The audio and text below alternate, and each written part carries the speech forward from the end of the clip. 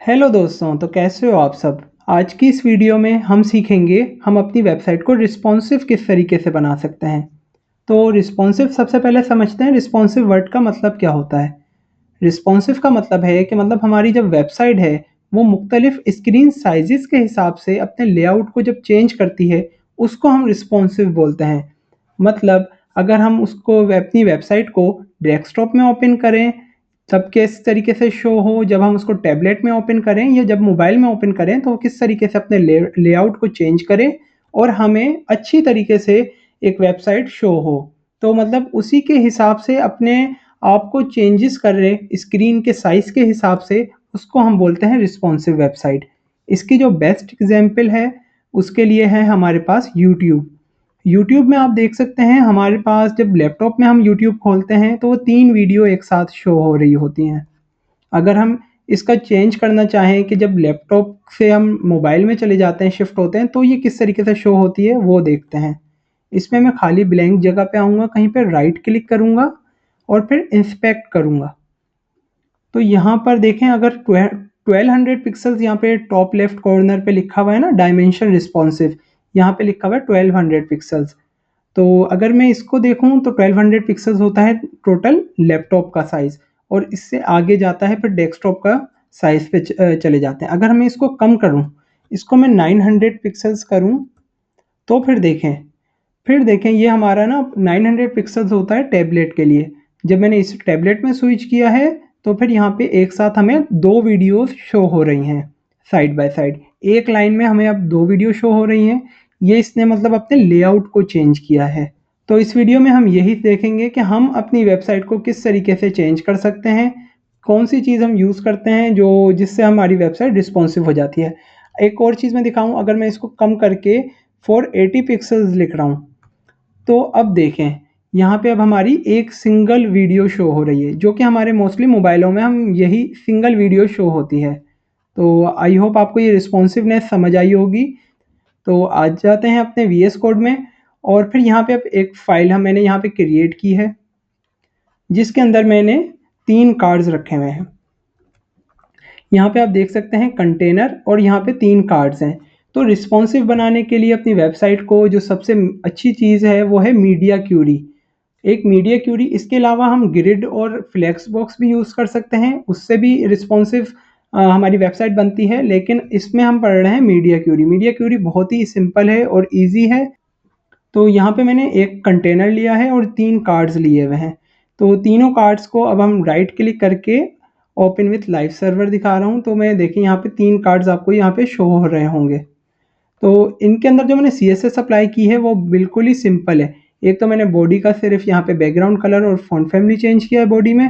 Container में मैंने text align centre किया ताकि जितना भी टेक्स्ट हो वो सेंटर में आ जाए, कंटेनर के अंदर का जितना भी कंटेंट है वो सेंटर में आए। और मैक्सिमम विड्थ इसको मैंने दी है 1200 पिक्सल्स और मार्जिन टॉप और बॉटम में मैंने 0 पिक्सल और लेफ़्ट और राइट से ऑटो। इसका मतलब है कि सेंटर में आ जाए हमारा कंटेनर। और इसके बाद मैंने कार्ड यूज़ किए हैं। कार्ड के अंदर मैंने background colour, display inline block, ताकि एक ही ब्लॉक में हमारे कई सारे कंटेंट जो कार्ड्स हैं वो एक साथ शो हो जाएँ। जो तीनों कार्ड्स एक साथ शो हो रहे हैं वो इस वजह से हो रहे हैं क्योंकि मैंने डिस्प्ले इनलाइन ब्लॉक किया हुआ है और उनको विड्थ 30% दी हुई है। 30% 100 आउट ऑफ 30% है। तो मतलब यहाँ पे एक कार्ड ने 30% की विड्थ ली हुई है, तो 30, 30, 60 और 30, 90 और बाकी की जो 10% बचती है वो यहाँ पे जा रही है मार्जिन और पैडिंग के अंदर। तो मार्जिन 10 पिक्सल और पैडिंग दी है। इसके अलावा मैंने ये 2 चीज़ें लिखी हुई हैं, वर्टिकल अलाइन टॉप और बॉक्स साइजिंग। तो इसको भी हम आगे चल के समझते हैं और यहाँ पे वैसे लिखा हुआ भी है क्या है, मगर इसको बाद में समझते हैं। पहले समझते हैं मीडिया क्यूरी क्या होती है। तो मीडिया क्यूरी लिखने का बहुत ही आसान तरीका है। हम लिखेंगे @ और मीडिया। मीडिया लिखा, इसके बाद हम लिखेंगे क्यूरी। क्यूरी में हम देंगे सबसे पहले मैक्सिमम विड्थ लिखेंगे और इसको डिफाइन करेंगे कि मैक्सिमम विड्थ जब 900 पिक्सल हो जाए। 900 पिक्सल मैंने बताई थी आपको किसकी है, लैपटॉप की। तो फिर क्या हो, फिर हम जिस चीज़ के अंदर स्टाइल चेंज करना चाहते हैं तो वो लिखेंगे। अब मैंने कार्ड है तो मेरे पास कार्ड है तो मैं कार्ड का साइज़ और उसमें स्टाइल चेंज करना चाहूँगा, उसका लेआउट चेंज करना चाहूँगा कि जब 900 में हो तो मेरा 2 कार्ड एक साथ शो हों, तो फिर मैं उसके लिए क्या करूँगा, उसकी विड्थ बढ़ा दूँगा। विड्थ मैं उसको क्या करूँगा 40% दे देता हूँ, ताकि एक साथ 2 कार्ड जब शो होंगे 40% और 40% 80% हो जाएँगे और बाकी के 20% वो ले लेंगे मार्जिन और पैडिंग, मतलब बाकी की स्पेसेस के लिए बाकी के 20% यूज़ हो जाएँगे। इसके अलावा मैं क्या इसमें चेंज करूँगा कि इसका जो डिस्प्ले है वो इनलाइन ब्लॉक ही रहे। डिस्प्ले इनलाइन ब्लॉक हो, एक साथ 2 कार्ड शो हो जाएँ। और इसके अलावा और क्या चेंज कर सकता हूँ मैं? इसके अलावा मैं चेंज कर सकता हूँ इसका बैकग्राउंड कलर चेंज करना चाहूँ मैं, वो कर सकता हूँ। बैकग्राउंड कलर कुछ भी दिया मैंने यहाँ पे और इसको थोड़ा-सा डार्क कर लेते हैं। और यहाँ पे जो इसका टेक्स्ट कलर हो वो चेंज हो जाए। टेक्स्ट कलर मैं इसको कर देता हूँ ब्लैक। टेक्स्ट कलर हो गया इसमें ब्लैक और यहाँ पे एक चीज़ वर्टिकल अलाइन टॉप। तो वर्टिकल अलाइन टॉप का मतलब क्या है? इसका ये मतलब है कि हमारे पास देखें अब 3 कार्ड्स हैं। 3 कार्ड्स हैं, अगर मैं इसमें इसका टेक्स्ट को थोड़ा कम कर दूँ, अब देख सकते हैं आप इस टेक्स्ट ये थोड़ा टेक्स्ट ज़्यादा है, ये उससे कम है। तो अब देखिएगा, ये हमारे ऊपर-नीचे शो हो रहे हैं। ये नीचे अच्छा ये अभी इस वजह से शो नहीं हो रहे, मैंने यहाँ पे 900 पिक्सेल्स में किया है। अगर मैं यहाँ से वर्टिकल अलाइन टॉप को ख़त्म करूँ, इसको मैं कमेंट कर दूँ, तो आप देख सकते हैं ये ऊपर है, ये नीचे है, ये नीचे है। तो ये एक साथ शो नहीं हो रही, वर्टिकली अलाइन नहीं है टॉप के ऊपर। इसको मैं फिर हम क्या करते हैं, वर्टिकल अलाइन टॉप यूज़ करते हैं, तब ये क्या हो जाएँगे एक साथ। देखें अब तीनों एक साथ अलाइन हो गए हैं, इसलिए हम यूज़ करते हैं vertical align top. I hope आपको ये समझ आया होगा। टर्म की एक कैसी प्रॉपर्टी है और इसकी वैल्यू हम चेंज कर सकते हैं, टॉप कर सकते हैं, सेंटर, बॉटम। तो वर्टिकल अलाइन टॉप का ये मतलब होता है। इसके अलावा यहाँ पे लिखा है बॉक्स साइजिंग, बॉर्डर बॉक्स। इसका मतलब ये होता है कि हम जो भी पैडिंग इसके कार्ड के अंदर यूज़ कर रहे हैं, वो पैडिंग इसके अंदर ही यूज़ हो, इस बॉर्डर से बाहर ना निकले। इसलिए हम बॉर्डर जो साइजिंग करते हैं वो बॉर्डर बॉक्स करते हैं। आई होप आपको ये समझ आया होगा। अब हम चलते हैं, देखें अब मीडिया क्यूरी मैंने मैक्सिमम विड्थ 900 पिक्सेल्स, जब हमारी लैपटॉप में 900 पिक्सल मतलब कम हो जाए तो फिर ये CSS अप्लाई हो जाए। तो अगर हम यहाँ पे राइट क्लिक करके इंस्पेक्ट कर रहा हूँ मैं, तो देखिए अगर यहाँ पे मैं इसके 900 पिक्सेल्स कर देता हूँ, 900 पिक्सेल्स पे इस तरीके से शो हो रहा है। अगर मैं 900 पिक्सल से ज़्यादा होगा तो ये देखें 3 कार्ड शो होंगे, उसके अंदर different colour, background size, background जो कलर है वो चेंज हुआ हुआ है। अगर मैं इसको कम करता हूँ तो देखें इसका बैकग्राउंड कलर चेंज हो गया और इसके टेक्स्ट जो फ़ॉन्ट साइज़ है वो भी थोड़े से छोटे हो गए। इसमें थोड़े से बड़े थे, इसमें थोड़े से छोटे हो गए।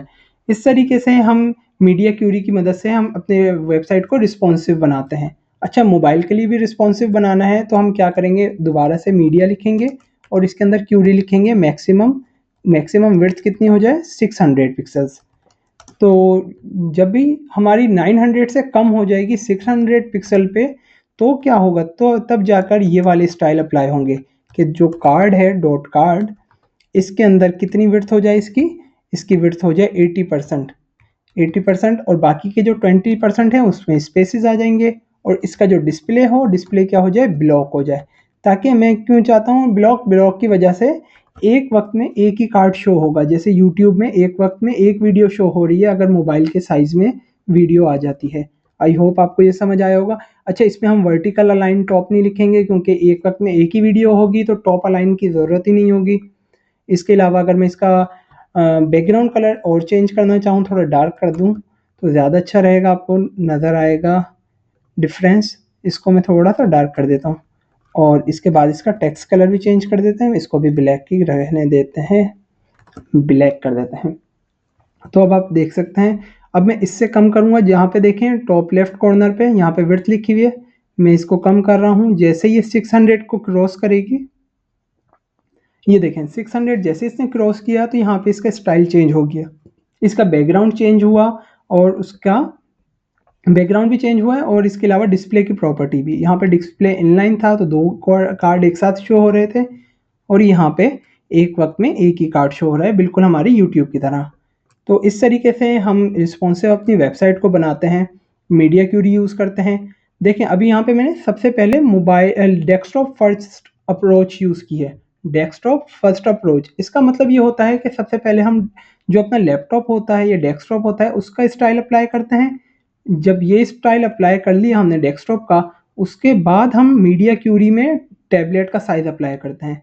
टैबलेट के अंदर जो भी हमें स्टाइलिंग अप्लाई करनी होती है, जो भी हमें लेआउट चेंज करना होता है, पहले वो लिखेंगे, उसके बाद जाके हम मोबाइल की स्टाइल अप्लाई करेंगे। अगर हम लैपटॉप के डेस्कटॉप के फ़ौरन ही बाद अगर मोबाइल का यूज़ करें, अगर ये मैं यहाँ से कंट्रोल एक्स कर देता हूँ और यहाँ पे पेस्ट कर देता हूँ कि डेस्कटॉप के फ़ौरन बाद मैं मोबाइल का स्टाइल अप्लाई करूँ और उसके बाद में टैबलेट का करूँ, तो ये हमारा गलत हो जाएगा। तो यहाँ पे हमारे एरर आएगा, देखिएगा एक मसला आएगा कि अगर मैं लैपटॉप से के फ़ौरन बाद, अब देखिए ये लैपटॉप का डिज़ाइन है, अगर मैं इसको चेंज करता हूँ तो ये लैपटॉप का अप्लाई हो गया, वो टैबलेट के लिए अप्लाई हो गया, 900 पिक्सेल्स में आ गया। अब मैं इसको ओवरकम करूँगा, मैं 600 पे भी आ गया, लेकिन 600 का तो स्टाइल अप्लाई ही नहीं हुआ। यहाँ पे मैंने 600 का स्टाइल लिखा हुआ है, ये अप्लाई ही नहीं हो रहा। क्यों? क्योंकि टॉप टू बॉटम रीड होता है। तो पहले हमें अगर टैबलेट का लिखा है, वो लैपटॉप का लिखा है, तो उसके बाद हमें टैबलेट का लिखना है, टैबलेट के बाद फिर मोबाइल के लिए अप्लाई करना है। जो भी CSS अप्लाई करनी है तो बाद में वो अप्लाई होगी।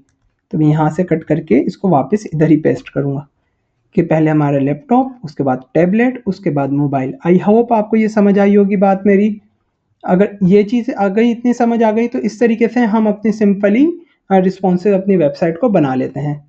इसके बाद एक और इम्पॉर्टेंट बात है, अगर हम चाहते हैं कि मोबाइल फर्स्ट अप्रोच हो, ना कि लैपटॉप फर्स्ट अप्रोच, तो फिर हम क्या करेंगे? तो फिर हम जो भी स्टाइल लिखेंगे वो एज़ अ मोबाइल के लिए लिखेंगे। अब मैं यहाँ पे लिख रहा हूँ 80% हो, और मोबाइल के लिए क्योंकि मैं अभी स्टाइल अप्लाई करना चाह रहा हूँ। अब यहाँ पे उसका ब्लॉक, वर्टिकल अलाइन की इसमें ज़रूरत नहीं है। तो अब ये अप्लाई हो गया। अब ये समझ लें मोबाइल के लिए हो गया। मोबाइल के बाद क्या आता है? मोबाइल का मतलब ये होता है 0 से लेकर 600 पिक्सल तक मोबाइल का रहेगा। इसके बाद 600 से 900 तक का जो भी टैबलेट का साइज़ है वो अप्लाई हो। उसके लिए यहाँ पे हम करेंगे मीडिया, और इसके बाद मैक्स की जगह मिन लिखेंगे। अब मिनिमम विड्थ कितनी हो? 600। अब इसका मतलब क्या है कि 600 के आगे जितनी भी वेबसाइट, 600 से आगे जितना भी साइज़ हो वेबसाइट का, उसमें ये CSS अप्लाई हो। मतलब ये टैबलेट की हो गई।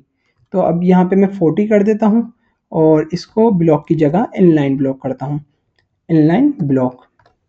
आई होप मेरी बात आपको ये समझ आई कि सबसे पहले अगर मैं मोबाइल की अप्रोच यूज़ करना चाहूँगा तो यहाँ पे मैं मिनिमम लिखूँगा, और यहाँ पे मोबाइल के लिए स्टाइल अप्लाई किया, इसके बाद यहाँ पे टैबलेट के लिए अप्लाई करूँगा, इसके बाद 900, इसका 600 से लेकर 900 तक का जो भी साइज़ रहेगा वो ये CSS अप्लाई होगी। इसके बाद यहाँ पे अगर मैं मैक्स की जगह मिन लिखूँगा, तो अब इसका मतलब है 900 के ऊपर जितने भी स्टाइल हो तो वो ये अप्लाई हो।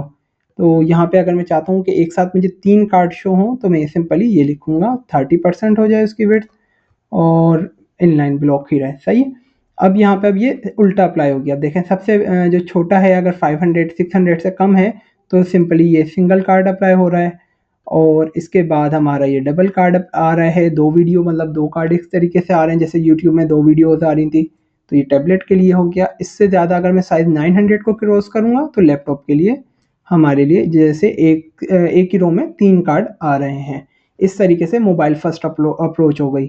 तो अब इसमें आपने मोबाइल फर्स्ट अप्रोच भी समझ ली होगी आई होप। अगर आपको कुछ भी समझ में अगर थोड़ा भी ना आया हो तो मुझसे आप कमेंट सेक्शन में पूछ सकते हैं, मैं उसका भी आपको रिप्लाई कर दूँगा। और इसके अलावा मिलते हैं नेक्स्ट वीडियो में। अगर आपको इस वीडियो में कुछ भी नया सीखने को मिला हो तो प्लीज़ इस वीडियो को लाइक और हमारे चैनल को सब्सक्राइब कर दिएगा। Thank you.